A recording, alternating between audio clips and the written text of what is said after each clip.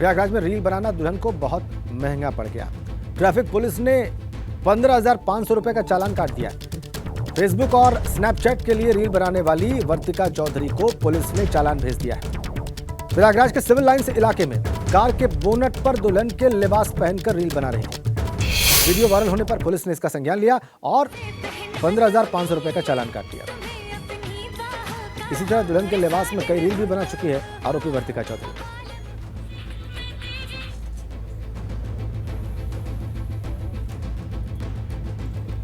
15,500 रुपए का चालान भेजा गया है। जो महिला आपको इस वक्त वीडियो में दिखाई दे रही है, नाम इसका वर्तिका चौधरी, दुल्हन का लिबास पहनकर सिविल लाइंस इलाके में इस तरीके से रील बनाई गई और ये कोई पहला मामला नहीं है, इससे पहले भी ऐसा कर चुकी हैं। चालान जो भेजा गया है उसकी कॉपी भी इस वक्त हमने आपकी स्क्रीन पर रखी है।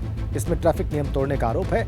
चालान 15,500 रुपए का है। जो रील वायरल हुई वो रील भी हमने आपकी स्क्रीन पर रखी है।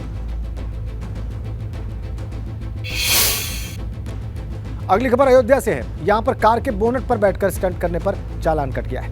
ट्रैफिक पुलिस ने 18,000 रुपए का चालान यहां पर किया है। पूरा कलंदर में कार सवार युवतियों ने यहां पर रील बनाई थी और ये देखिए आप, ये रील, ये अयोध्या का मामला है। यहां पर 18,000 रुपए का चालान दिया गया। कार के बोनट पर बैठकर इन युवतियों ने रील बनाई। वही रील आप देख रहे हैं इस वक्त। दो लड़कियों ने स्टंट किया कार के बोनट पर बैठकर और इसी वजह से ट्रैफिक नियम तोड़ने के आरोप में 18,000 रुपए का चालान काटा गया है। ट्रैफिक पुलिस ने 18,000 रुपए का चालान इस मामले में काटा है। जो रील आप देख रहे हैं, चालान की कॉपी भी आपकी स्क्रीन पर। तो प्रयागराज के बाद अयोध्या में भी रील बनाई गई गाड़ी के बोनट पर बैठकर और दोनों ही मामलों में महिलाएं आरोपी हैं।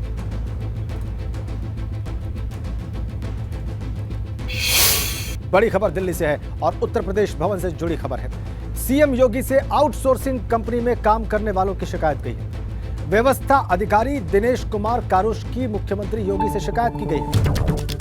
दिल्ली में स्थानीय आयुक्त, अपर मुख्य सचिव एसपी गोयल से भी इस बात की शिकायत की गई। यूपी गेस्ट हाउस द्वारका में कार्य करने वाले कर्मचारियों का आरोप है कि काम करने के बावजूद सैलरी नहीं मिल रही है।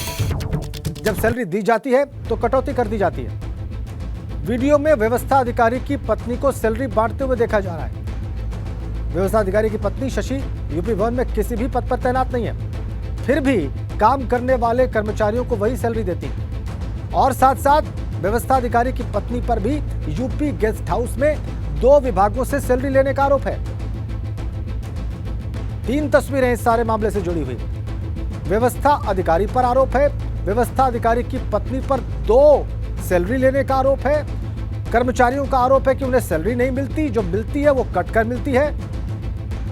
और व्यवस्था अधिकारी की पत्नी 2 विभागों से सैलरी उठा रही है। इतने सारे आरोप, दिल्ली के यूपी भवन में धांधली के बड़े आरोप, और ये शिकायत पहुंची है मुख्यमंत्री योगी आदित्यनाथ तक। यूपी भवन व्यवस्था पर बड़े सवाल खड़े हो गए हैं इन आरोपों के सामने आने के बाद।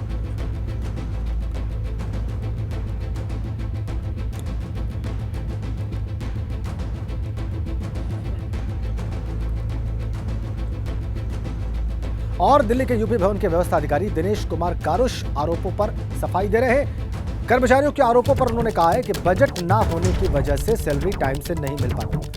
और वहीं पत्नी की 2 सैलरीज पर भी उन्होंने अपना पक्ष रखा है। दिनेश कुमार जी कह रहे हैं पत्नी को 2 सैलरी देना गलत नहीं है। हाँ, शासन को सर कई बार पत्र लिखे गए थे, बट ये था कि बजट जो भी हमारे पास आया था तो मार्च महीने में आया और वो भी बजट इतना कम था कि जिससे सभी को भुगतान नहीं किया जा पाया। और अभी भी हमारे पास में काफ़ी बकाया चल रहा है द्वारका गेस्ट हाउस में, जो आउटसोर्सिंग फर्म है। सर ये है कि बजट हमें इस वर्ष में आवंटित हुआ है, पर्याप्त बजट आवंटित हुआ है, क्योंकि पहले का बजट वो कालातीत बजट हो जाते हैं हमारे, तो उसके लिए स्पेशल परमिशन लेने के लिए शासन को पत्र लिखा गया है ताकि वर्तमान बजट से पिछले जो पुराना बकाया है हम उनको उस पैसे से पैसा दिया जा सके। नहीं, ये 2 पदों का हिसाब किताब इस तरीके से है। अगर जैसे मान लीजिए किसी को हाउसकीपिंग का एक्सपीरियंस, साथ में किचन कैटरिंग का एक्सपीरियंस है और अगर सिक्योरिटी सर्विसेज का एक्सपीरियंस है, तो कंसर्न फर्म के माध्यम से ही जितने भी फर्में हैं उसी फर्म के माध्यम से अप्लाई करते हैं। अप्लाई करने के बाद अगर फर्म उनको उचित समझती है कि हाँ उनके एक्सपीरियंस के हिसाब से अगर वो जॉब दे सकते वैकेंट क्रिएट कर सकते तो उनके साथ किया सकता है। साथ साथ में जैसे हमारे पास में उत्तर प्रदेश भवन में भी है, कई सारे कर्मचारी ऐसे हैं कि जो कि दूसरे गेस्ट हाउस में काम करते हैं एक शिफ्ट में। अगर उनको ज़रूरत पड़ती है तो अगर वो हाउसकीपिंग में काम कर रहे हैं तो दूसरे फर्म में हाउसकीपिंग वहाँ पे काम कर लिया। अगर उनको यूपी भवन में लगता है कि वो किचन कैटरिंग वहाँ पे कुछ वैकेंसीज है तो कंसर्न फर्मों से बात करके फिर वहाँ पे वो भी जॉब करते हैं। अभी वो कार्यरत हैं या उन्होंने भी कार्य नहीं, क्योंकि वो 7-8 महीने पहले की बात थी तो बच्चों के स्कूल गए थे तो उसके बाद उनको समय नहीं लगा तो उन्होंने उसको बंद कर दिया। आपने स्पष्टीकरण सुना। पत्नी के पैसे बांटने वाले वीडियो पर यूपी भवन के व्यवस्था अधिकारी दिनेश ने कहा है कि यह वीडियो 9 महीने पुराना है। कर्मचारियों की मुसीबत में साथ देने की बात भी उन्होंने कही है। देखिए।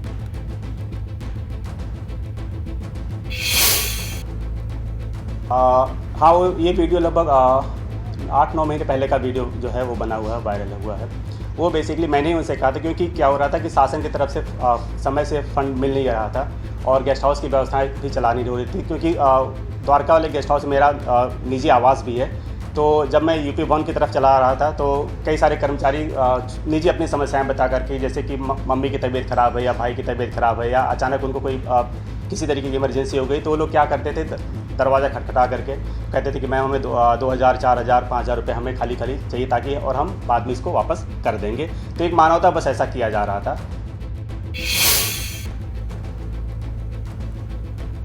सैलरी मानवतावश बांटी जा रही थी। वीडियो 9 महीने पुराना है। यह स्पष्टीकरण आपने देखा। ये पूरा विषय क्या है, निश्चित रूप से आपके मन में जिज्ञासा होगी।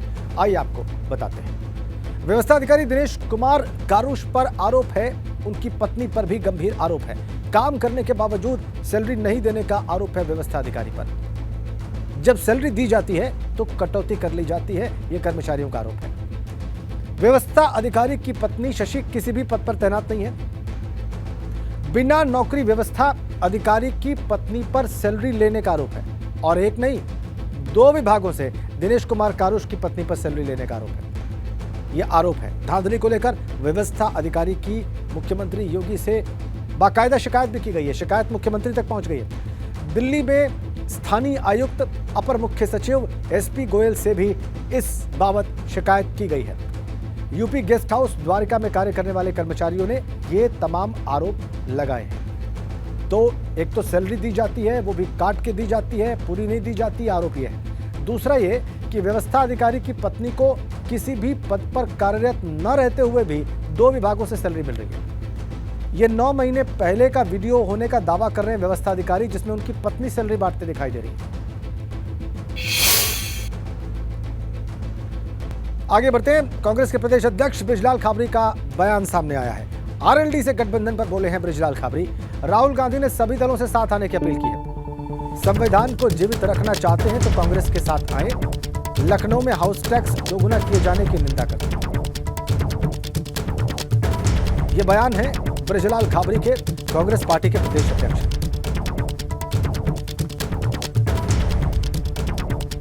वो कह रहे हैं संविधान को जीवित रखना है तो कांग्रेस पार्टी के साथ है। वो आलोचना कर रहे हैं लखनऊ में हाउस टैक्स दोगुना किए जाने की बात की। बृजलाल खाबरी के बयान।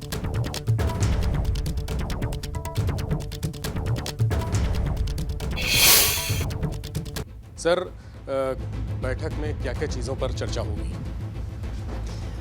बैठक में चर्चा क्या है, जो जीते हुए हैं उनको धन्यवाद देंगे, जिन्होंने अच्छी लड़ाई लड़ी है वो भी धन्यवाद के पात्र हैं।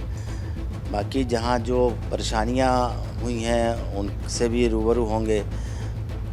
इसके बाद सीधा आगे काम करने का जो हमारा काम है उस पर चर्चा करेंगे और मीटिंग खत्म हो जाएगी। कौन कौन बुलाया गया इस बैठक? हमारे ज़िले के सभी जिलों से अध्यक्ष हैं, प्रदेश की कमेटी है, प्रांतीय अध्यक्षगण हैं और जिम्मेवार जो नेता हैं हमारे उनको सबको बुलाया गया है। राष्ट्रीय संगठन से कोई आना है? राष्ट्रीय संगठन के पास खबर तो है लेकिन कौन कौन आया अभी हमको जानकारी नहीं मिली है, लेकिन आना होगा तो आएंगे और नहीं है तो ये मीटिंग हमारे प्रदेश स्तर पे प्रदेश कार्यकारिणी के और प्रदेश के जो अध्यक्ष हैं उनकी सबकी है। एक चर्चा ये आ रही है कि लखनऊ नगर निगम में जो नया नगर निगम गठित हुआ है उसमें हाउस टैक्स दोगुना करने की तैयारी चल रही है, इसको लेकर क्या कहें? ये तो लखनऊ वासियों के लिए शुभ संकेत हैं सरकार के। और अगर वो दोगुने हाउस टैक्स और वाटर टैक्स की बात कर रहे हैं तो ये तो एक तरीके से लखनऊ के सम्मानित मतदाताओं के साथ विश्वासघात और छलावा है। ऐसा तो नहीं होना चाहिए, कांग्रेस इसका विरोध करेगी। नहीं, देखिए आदरणीय राहुल गांधी जी ने बहुत पहले से ही इस बात को कह रखा है। यात्रा के दौरान भी उन्होंने उन तमाम दलों के नेताओं से संपर्क किया जो सेकुलरिज्म को बढ़ावा देते हैं, साथ देते हैं, उन सबको न्योता दिया है। आज भी उन्होंने इस बात को कहा है कि अगर वो लोग देश को बचाना चाहते हैं, लोकतंत्र को बचाना चाहते हैं, संविधान को जीवित रखना चाहते हैं तो आए कांग्रेस के साथ खड़े हों और देश और लोकतंत्र को बचाएं। तो ये राष्ट्रीय नेतृत्व का फैसला है, उसे स्वीकार किया जाएगा। कैमरा सहयोगी प्रमोद के साथ विवेक त्रिपाठी, एबीपी गंगा, लखनऊ। कानपुर में रविवार को गर्मी चरम पर रही। एयरफोर्स के मौसम केंद्र में अधिकतम तापमान 45 डिग्री सेल्सियस रिकॉर्ड किया गया। हालांकि चंद्रशेखर आजाद कृषि विश्वविद्यालय में मौसम विभाग ने 39.8 डिग्री सेल्सियस तापमान रिकॉर्ड किया। फिलहाल अगले 48 घंटे तक मौसम में किसी भी तरह की राहत नजर नहीं आ रही और 25 मई से नौतपा शुरू होने के कारण भीषण गर्मी पड़ने के आसार बने हुए। चंद्रशेखर आजाद कृषि विश्वविद्यालय के कृषि मौसम वैज्ञानिक SN सुनील पांडे जी हमारे साथ हैं, उनसे बात कर लेते हैं। 45 डिग्री तक टेम्परेचर तापमान को दर्ज किया जा रहा है। देखिए, ऐसा है कि कानपुर में एयरफोर्स में 45 डिग्री टेम्परेचर कल रिकॉर्ड किए गए हैं और हमारे यहाँ जो ऑब्जर्वेटरी है CS Azad university of agriculture and technology में, वहाँ पे 39.8 टेम्परेचर रिकॉर्ड किया गया। इसका कारण ये होता है कि हमारा जो एरिया है वो ग्रीन वाला एरिया है और पूरा खुला एरिया है, वहाँ कंक्रीट का जंगल नहीं है और एयरफोर्स के पास एक हाईवे निकल रहा है जिससे हज़ारों की संख्या में बड़े बड़े व्हीकल निकलते हैं और इसके बाद पूरा ट्रैफिक निकलता है और वहाँ पे इंडस्ट्रीज भी हैं।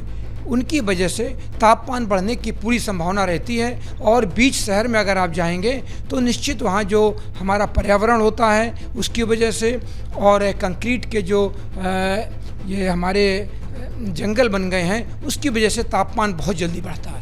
तो क्योंकि लगातार अरब सागर और बंगाली खाड़ी से जब मॉइस्चर फीड थ्रो होता रहता है तो एक वेट बल्ब टेम्परेचर होता है, उसमें अगर तापमान 36 डिग्री के होते हैं लेकिन जो गर्मी होती है वो 42 से 44 डिग्री की महसूस होती है और जो ह्यूमन बॉडी है उससे पसीना नहीं निकलता है और ह्यूमन बॉडी अपना तापमान मेंटेन नहीं कर पाती है। तो उस वजह से जो हमारे शुगर के पेशेंट होते हैं या हार्ट के पेशेंट होते हैं उसमें बेहोश हो जाना और अटैक पड़ना, ब्रेन हेमरेज होना, ये चीज़ें होती हैं। फिलहाल 48 घंटे तक तो कोई राहत मौसम विभाग बता नहीं रहा है, इसलिए अगर आपको घर से बाहर निकलना है तो सारे एहतियात बरत कर निकलें या फिर ना ही निकलें। कानपुर से कैमरामैन पंकज निगम के साथ रतीश त्रिवेदी, एबीपी गंगा। और अब आपको एक और महत्वपूर्ण अपडेट दे दें। राजधानी लखनऊ में हाउस टैक्स की बढ़ सकती हैं दरें, दोगुनी हो सकती है हाउस टैक्स की दरें। लखनऊ में वाटर टैक्स भी बढ़ाने की तैयारी है। हाउस टैक्स बढ़ने से 6 लाख भवन मालिकों पर सीधा असर पड़ेगा और वाटर टैक्स बढ़ने से 4 लाख भवन मालिकों पर सीधा असर होगा। राजधानी लखनऊ में 13 साल से हाउस टैक्स की दरें बदली नहीं है। मुख्य सचिव दुर्गा शंकर मिश्रा ने नगर निगम को आमदनी अठन्नी और खर्चा रुपया वाली स्थिति को देखते हुए अपनी आय बढ़ाने के निर्देश दिए हैं। नगर निगम की आय में हाउस टैक्स का हिस्सा 70 से 80% तक होता है। इस मामले पर नगर आयुक्त इंद्रजीत सिंह से एबीपी गंगा के संवाददाता ने बातचीत की और इसमें उन्होंने कहा है कि फिलहाल ऐसा कोई प्रस्ताव नहीं है। लखनऊ नगर निगम आने वाले दिनों में हाउस टैक्स और वाटर टैक्स बढ़ाने की तैयारी कर रहा है। इससे जुड़ा प्रस्ताव भी तैयार हो चुका है। हमारे साथ में इस समय लखनऊ के नगर आयुक्त इंद्रजीत सिंह जी हैं। सर, किस तरह का प्रस्ताव है ये? नहीं, ऐसा कोई प्रस्ताव नहीं है और ना ही कोई ऐसा भी है क्योंकि ये सदन का प्रेरोगेटिव है। तो अभी जब नया सदन का गठन हो जाएगा, फॉर्मली वैसे हो चुका है, तो सदन जो डिसाइड करेगा वो होगा। लेकिन जो एक चीज़ मैं इसमें ज़रूर ऐड कर दूं कि जो हमारा टैक्स का बेस है उसको बढ़ाने का हमारा प्रयास है। पिछले साल भी था कि जैसे पिछले साल हमने 50,000 प्रॉपर्टीज़ टैक्स के लिए और ऐड की थी और उसमें फिर सारे टैक्स जुड़ मतलब उनके आ जाते हैं, तो उससे हमारा इंक्रीज़ भी हुआ है। क्योंकि अगर हम बिजली के डेटा को देखें और जो नगर निगम के डेटा को देखें, गैप है 2 लाख प्रॉपर्टीज़ का, उनके जो कनेक्शन है वो ज़्यादा है, हमारे कम है। तो कहीं ना कहीं ये प्रॉपर्टीज़ टैक्स नेटवर्क के प्रॉपर्टी टैक्स नेटवर्क से बाहर है। तो हमारा कोई प्रपोजल नहीं अभी, जैसे ही सदन आएगा, नए मेयर आएंगे और सदन जो डिसाइड करेगा उनकी जो दिशा निर्देश होगी हम उसको फॉलो करेंगे। और लेकिन तब तक हम लोग प्रयासरत हैं ये जो टैक्स नेटवर्क से बाहर प्रॉपर्टीज़ है इनको जरूर कवर करें और लीगल तरीके से कवर करें। सदन जो डिसीजन लेगा वो लेंगे, लेकिन इसमें जो टैक्स का जो हमारा है बहुत इंपॉर्टेंट कंपोनेंट होता है, क्योंकि हमें बहुत सारी सर्विसेज देनी होती है। डेली हमारे खर्चे बहुत है। अगर आप कूड़ा प्रबंधन ही लें तो 200 ट्रक जो है पूरा कूड़ा जो है शिफ्ट करते हैं शिवरी में, तो उसका अगर आप देखिए डीजल, मैन पावर, तो इट्स ए ह्यूज कॉस्ट। तो उसको मेंटेन करने के लिए, अच्छी सर्विसेज देने के लिए हमारा जितना अच्छा टैक्स कलेक्शन या टैक्स का बड़ा बेस होगा वो नगर निगम के लिए और शहर के लिए अच्छा है। क्योंकि हर जगह से जहाँ से भी हम फंडिंग लेते हैं तो वो पहला यही चीज़ देखते हैं कि हमारे ओन रिसोर्सेज कितनी फंडिंग है। तो ये सारी चीज़ें इंटरलिंक है, तो इसलिए हर नगर निगम इस पे वर्क कर रहा है, अक्रॉस इंडिया इस पे वर्क हो रहा है। बहुत शुक्रिया बात करने के लिए। तो ये थे हमारे साथ में लखनऊ के नगर आयुक्त इंद्रजीत सिंह जी। कैमरा सहयोगी हरिओम के साथ शैलेश अरोरा, एबीपी गंगा, लखनऊ। अगली खबर प्रतापगढ़ से है। यहाँ शादी समारोह में हर्ष फायरिंग का वीडियो वायरल हो रहा है। शादी में जयमाल के दौरान पिस्तौल से हर्ष फायरिंग की गई है। बारात आसपुर देवसरा थाना के गौरा माफी से पट्टी कोतवाली के रेडी गारापुर गांव में आई थी और इस दौरान जमकर हर्ष फायरिंग की गई। इसका वीडियो बहुत तेजी से वायरल हो रहा है। प्रतापगढ़ की ये वीडियो और आप देखिए धड़ाधड़ फायरिंग दुल्हन के ठीक सामने। पिस्तौल से फायरिंग की गई। इधर जयमाल हो रही थी, सामने पिस्तौल से फायरिंग की जा रही थी। दुल्हन के सामने ही दनादन गोलियां दागी गई, पिस्तौल से हवाई फायरिंग की गई शादी समारोह।